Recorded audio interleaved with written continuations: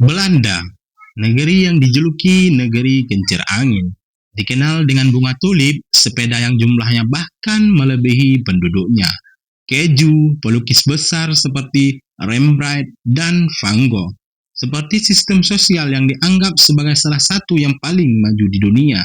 Di mata banyak orang, Belanda adalah simbol kebebasan, negeri yang merayakan toleransi dan legalisis ganja hingga prostitusi.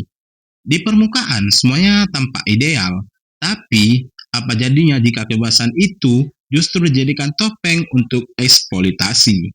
Apa yang terjadi di balik gemerlap lampu merah dan wangi ganja yang menyelimuti udara Amsterdam? Hari ini kita akan menyelami sisi lain dari negeri yang katanya paling toleran di dunia. Bukan untuk menghakimi, tapi untuk memahami. Karena tidak semua hal yang legal itu benar, dan tidak semua yang tampak bebas itu benar-benar bebas. Pada tahun 2000, Belanda membuat gebrakan prostitusi resmi dilegalkan dengan tujuan melindungi pekerja seks, memberi mereka hak hukum, dan memberantas praktik gelap. Tapi, 2 dekade kemudian hasilnya tidak seindah teorinya. Diperkirakan ada sekitar 23.000 pekerja seks di Belanda, 7%-nya diantaranya adalah perempuan asing, mayoritas dari Eropa Timur. Banyak yang datang karena iming-iming pekerja legal, tapi berakhir dalam tekanan, eksploitasi, dan ketergantungan. Penelitian dari Springer menyebutkan, sebagian dari mereka bekerja tanpa izin tinggal yang sah, sebagian lagi dikendalikan oleh pihak ketiga, sindikat, muncikari, atau bahkan kekasih yang pura-pura mencintainya.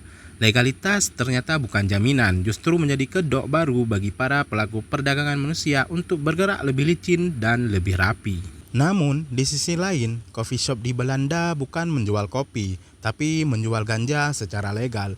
Wisatawan asing antri di coffee shop menikmati sesuatu yang di negara mereka bisa membuat mereka masuk penjara. Tapi ada sisi jarang yang diberitakan, produksi ganja di Belanda justru ilegal, yang artinya tanaman yang dijual di coffee shop resmi sebenarnya dipasok dari jaringan mafia gelap. Inilah produk Belanda. Penjualan ganja dilegalkan tapi produksi dikuasai kartel. Polisi memperkirakan miliaran euro per tahun mengalir ke geng narkoba, sementara negara kehilangan kendali atas jalur penyelundupan internasional. Di Amsterdam memang dikenal sebagai kota turis, tapi bagi para kartel, Belanda adalah ladang emas. Inilah yang disebut backdoor police, sebuah sistem setengah matang yang menciptakan area abu-abu hukum. Dan di area abu-abu inilah para pemain besar bergerak. Produsen ilegal, pengedar, sindikat, mereka menyuplai pasar legal dengan cara yang tak sepenuhnya legal. Tahun 2025, pemerintah mulai uji coba 10 produsen legal. 80 coffee shop terdaftar sebagai awal yang baik, tapi jalan menuju sistem yang benar-benar bersih masih panjang. Kalau sudah legal, bukankah berarti aman? Namun sayangnya, tidak sesederhana itu. Tepat pada tahun 2022, Belanda mencatat 814 korban perdagangan manusia, mayoritas untuk eksploitasi seksual. Tapi Komisi Nasional memperkirakan angka sesungguhnya bisa mencapai 5.000 hingga 8.000 yang lain hilang dalam diam. Mereka tidak melapor karena takut, karena terjebak utang, karena dipaksa, dipukuli, atau dicintai oleh orang yang ternyata memperjualbelikan mereka. Inilah sisi tergelap dari legalisasi yang setengah hati, saat hukum memberi ruang tapi lupa menutup celah yang justru digunakan para predator manusia untuk berburu dengan mudah.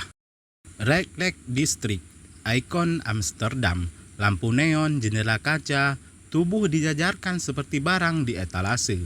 Bagi sebagian orang, ini adalah simbol kebebasan. Bagi warga lokal, ini adalah invasi. Ribuan turis datang setiap hari melihat, memotret, membeli kota yang dulu tenang, kini berubah menjadi panggung erotis tanpa batas. Warga protes, pemerintah mencoba membatasi tur, tapi uang yang masuk terlalu besar untuk ditolak. Dan pertanyaannya pun muncul, apakah tubuh perempuan kini menjadi komoditas para wisata? Apakah kebebasan berarti menjual siapa saja kepada siapa saja? Namun, tidak semua warga Belanda setuju dengan apa yang terjadi.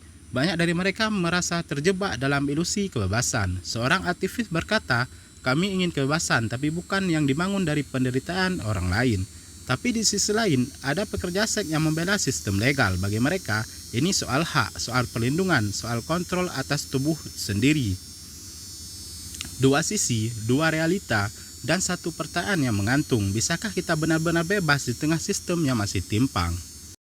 Beginilah kehidupan kebebasan di Belanda, yang tepatnya di kota Amsterdam, yang begitu menarik perhatian para turis dan para wisatawan di seluruh dunia. Oke geng, biar kalian gak ketinggalan dokumenter menarik dan info menarik lainnya, jangan lupa tekan tombol subscribe agar channel ini makin berkembang. See you.